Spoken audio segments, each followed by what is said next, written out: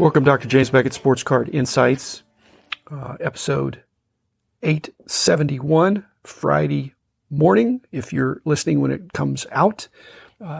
Interview with John Keating. This was kind of a separate question that he asked, or most of it about doctoring cards, card doctors. In other words, alterations, some authorized, some not so authorized. And he wanted to know what my experience was with that. And we had a 10 or 12 minutes of back and forth on that. So thanks, John. Thanks also sponsors, Topps Panini, Upper Deck, Heritage Auctions, Huggins & Scott Auctions, Mike Stadium Sports Cards, Burbank Sports Cards, ComC.com, and Beckett Media, Beckett Grading, Beckett Authentication. So as you know, John Keating has his own podcast, that 70s Card Show. And back in the 70s, I don't think there really, actually there were a couple of card doctors in the 70s. They were paper conservation people, and they were very much on the hush-hush. But I kind of was aware of them because I tried to be aware of everything.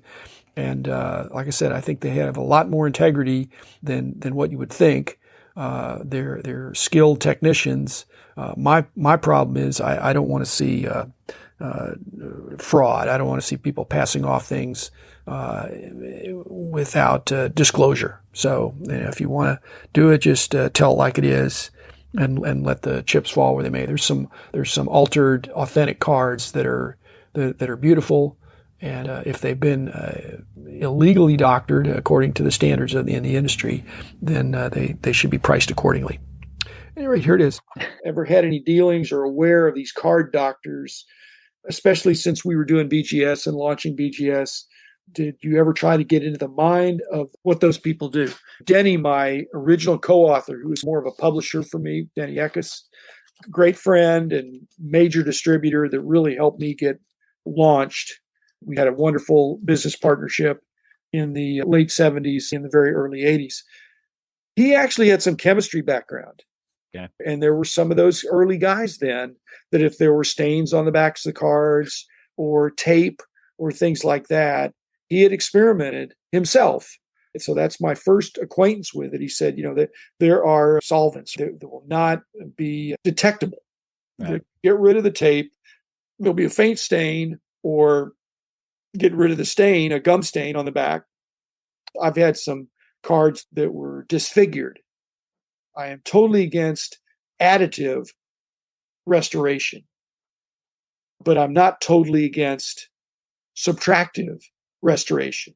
In other words, removing something from the card that was not intended to be there. Certainly, if there's a fingerprint on the card, you could wipe the fingerprint off.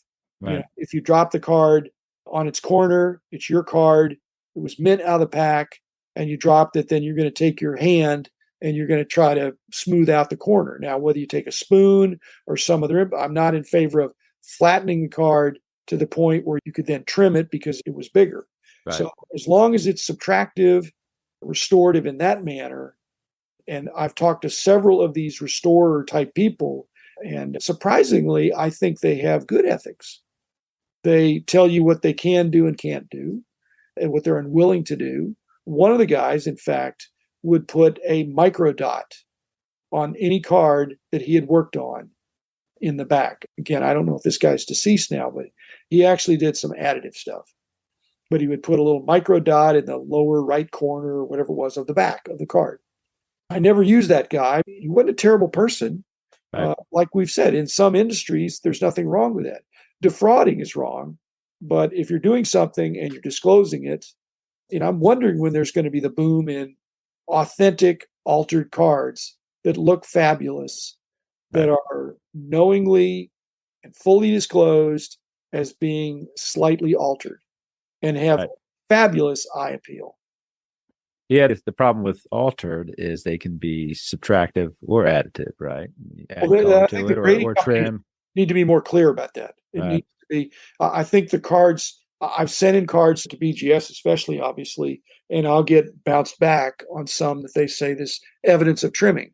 I got some of the cards I got were not my original cards, and so that's possible. And I will maybe question them and say, "Are you sure?" But they're sure. If it's my card I send in, they send it back evidence of trimming. They've looked at it more than once, right? So I can take their word for it. But it's still a nice looking card, and it's almost imperceptible, but not imperceptible. The challenge in grading and in the hobby is these undetectable alterations. And that's going to be a problem for every grading service. It already is. So what good is a microdot if there's only one person that can read that microdot or knows to look for that microdot? It's not like all the grading companies are looking out. No, I've thought about that. And I do think the grading companies do look UV at the fronts and backs of cards with UV lighting. And I think it would pop. Okay. So even though it's a microdot, it will colorate when you shine some light on it. You need to know what you're looking for, though, right? I think it'll stand out. It is a microdot. With your magnification, right. I think it's visible. So it's not a reprint, but there's a little tiny dot placed on there. The other thing that makes me want to address that question, John, is that it's here to stay. This doctoring of cards. It's not something that's going to go away. In fact, they're going to get better and better. And so it requires the graders to become better and better. What we talked about when I was in charge is that I think we need to encapsulate.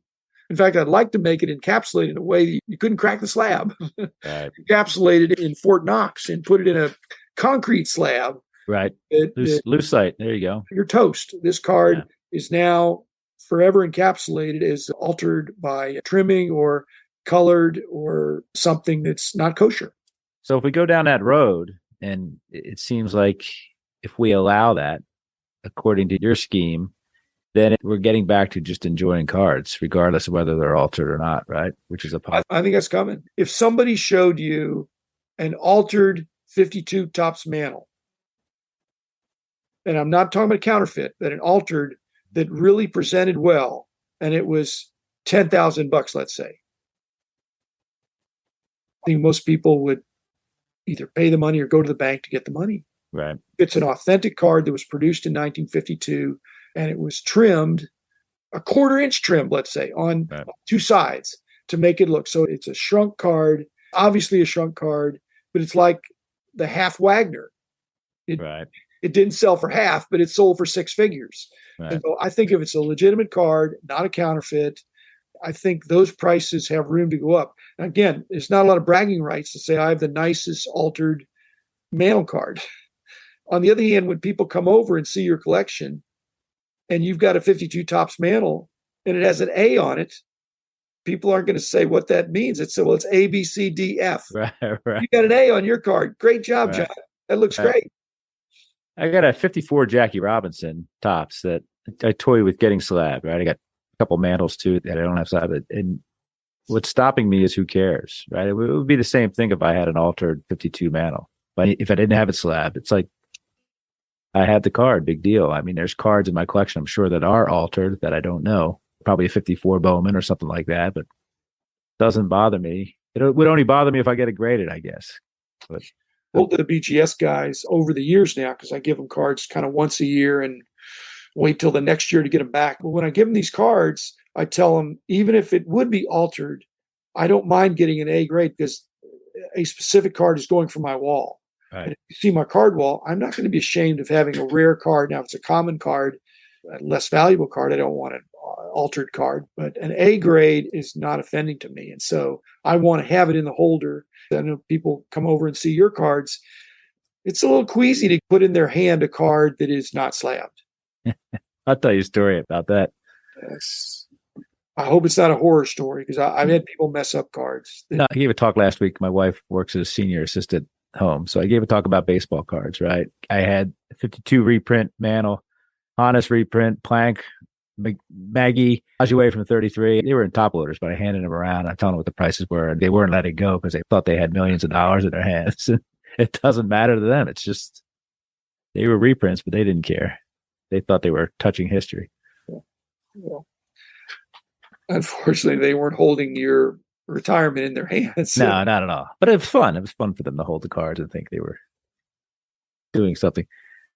What historical sporting event would you have liked to have attended?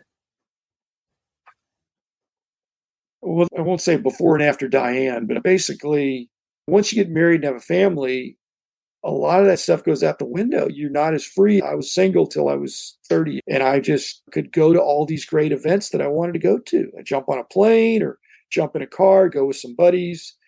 and not everything was on TV. You really had to be there. And I saw some great, great events. Then all of a sudden life gets complicated, life gets busy. And so lately I've become a TV fan. That's so depressing, but to jump on a plane and go to LA or New York for a big game, I haven't done that lately. Yeah, but you have to look at it from a historical context. Of all the events in the past that have happened, which one would you have liked to have attended? That's the spirit of the question right there. Well, Miracle on Ice, Yeah. like Placid, except that I would have had tickets to the finals, not the semis. Yeah, the semis. Yeah. That's the problem. Where it happened. Yeah. You can't know. It's like my buddies that got tickets for the Aaron Judge series where he was in Texas with the Rangers, and they got tickets to the first game of the three and the last game of the three, not the middle game necessarily. Right. It's been some great football games, some great basketball games. I'll tell you what, I'll flip your question. The biggest disappointment of any game, sporting event I've been to that was so below my expectations and such a frustration was the basketball All-Star game. Of course. It was in Dallas. I had fabulous seats as a longtime season ticket holder, and it was miserable. We took another couple, and they were great. We really enjoyed talking.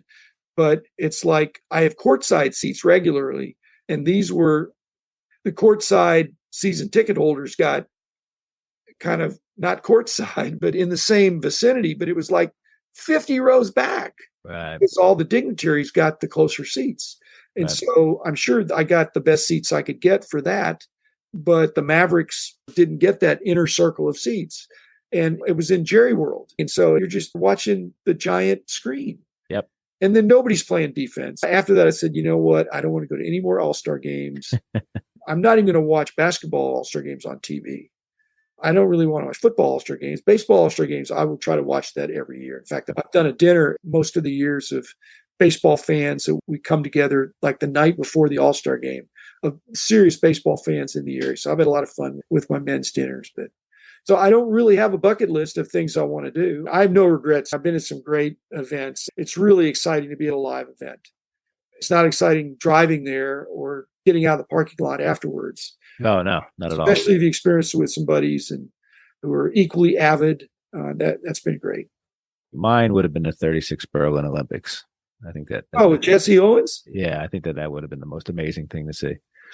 Yeah, one of my buddies got a gold medal in the 1960 maybe Rome Olympics. Rome, that's an Ali one, right? Yeah, he wasn't a boxer, but he was a track. But just being part of that, there's just an ambiance of that. Yeah. You know, for me in the hobby, the National's been like that. It's something I can't miss. The industry summits, especially when they were in Hawaii with Kit Young, who was and still is a close friend, those were landmark events. The man